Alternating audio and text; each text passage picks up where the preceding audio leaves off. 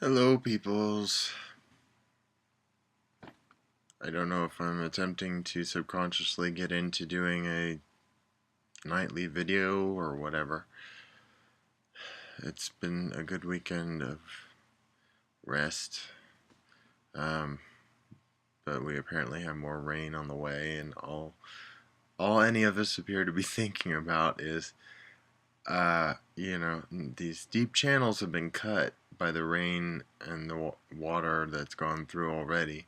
So even a little more rain might be enough to, that proverbial pebble that kicks off the avalanche. Everything's structurally weakened, and if there's enough new rain, who knows what else could be taken down. So everyone's kind of nervous. And again, I'm just happy that I'm at home. Hera and Jonesy are happy that they're back at home. The big dogs are getting used to it again too. We're all getting used to it. We have power, we have internet, we have TV.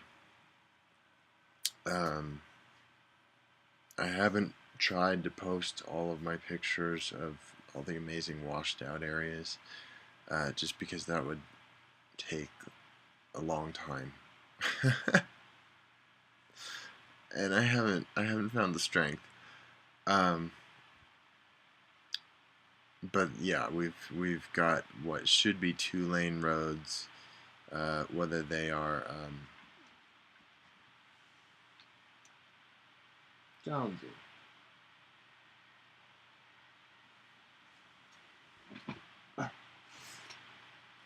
Are you upset that I'm talking to the computer?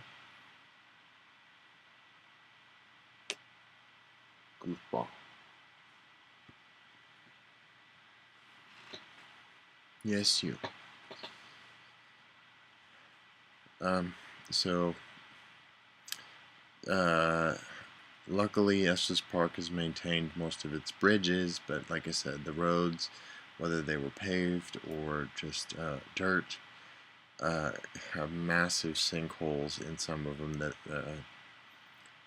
limit traffic. Um, and despite the board of the town being all like, "Oh, we're open. You just need to take this side road up, this side road up, this side." They never mention that the take this one to this one to this one to this one. Whereas it used to take an hour or 2 hours if you were in Denver to get up here. Now the only road that's open pretty much can be a 4 or 5 hour. Uh, it's not a jaunt anymore, and so their whole we're open" isn't drawing people. Surprise! And there's FEMA guys going around to businesses and houses, and I guess the typical kind of X is a bad mark to have on your building in red. Yellow is not all that great, and there's very few green marks. So we're just not all put together again. And I'm really hoping. I hate electrical substation blowouts, because nobody knows how long they're going to take to fix and whatnot. But for now, as I said, as you can tell, power, phones, not just like local in-town phones, which I will again say that was the weirdest thing, because obviously the main trunk line down the mountain got cut, but there was still enough functionality up here to do the local numbers, which proves I am not truly versed in electrical engineering and design and all of that good stuff. And internet. Thank you, internet. Thank you. It's kind of been crazy. I actually like just gave up hope of doing anything on the internet for a few days, and then when I got back on the internet, I was like, oh crap, I've got tons and tons of stuff I need to catch up on. So yay! I marathoned a lot of good stuff in the last couple days, and otherwise, um,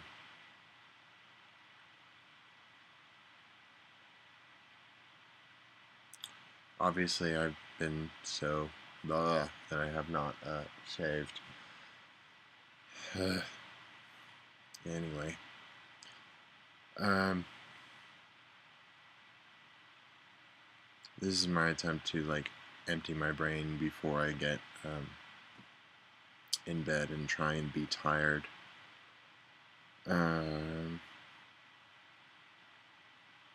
Once we got back in contact with the family, um, there was a lot of relief, and we all found out that we were all okay, and we got off very lucky. There's a lot of other places that their lower levels are just soaked through and are going to have to be revamped, which is why just the whole we're here, we're open, the town is great doesn't fly, because yeah, we're here, but there's going to be a lot of people working a lot of time to I'm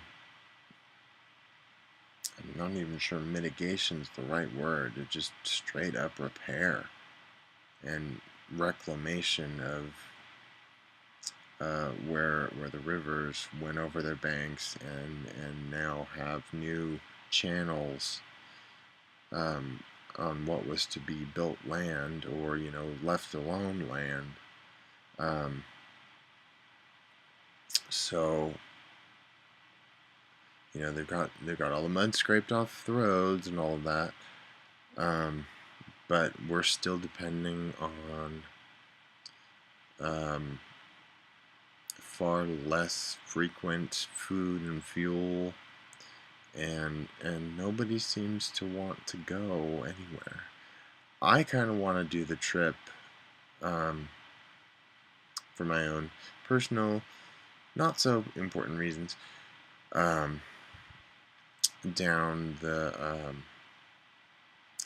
one passable road so that I can gauge it for myself, because there are people that are asking me that have no concept. They've never been to Colorado before, and that when someone says on the internet, this road is open to get up to Estes Park, they then ask us, I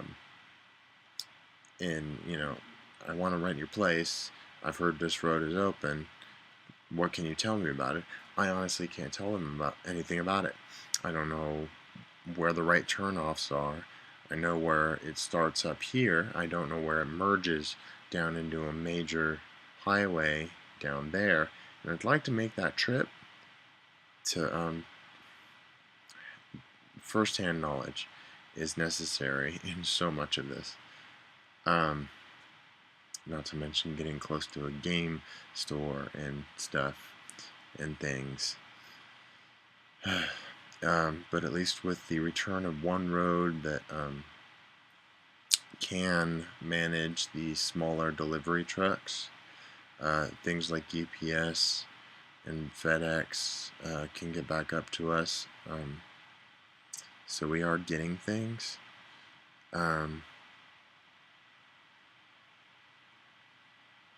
I'll admit that this has emotionally been, we had the fires, now we've got the floods, and everything still feels really topsy-turvy, and I know, looking back on it, that I had at least 3 major panic attacks, that I was just out of my mind and not rational, and I'm currently trying to come up with good apologies to the people that I was, okay, I won't say I was aggressive towards them, but I was taking up their time that would have been better used doing what they could with people with more serious injuries or needs than my own. So I need to try to think up a thank you for putting up with me, sort of thing. I hope that makes sense. I'm mumbling words and I'm mixing them up in my brain before they get to my mouth, so they make sense. So I'm thinking about that. Uh,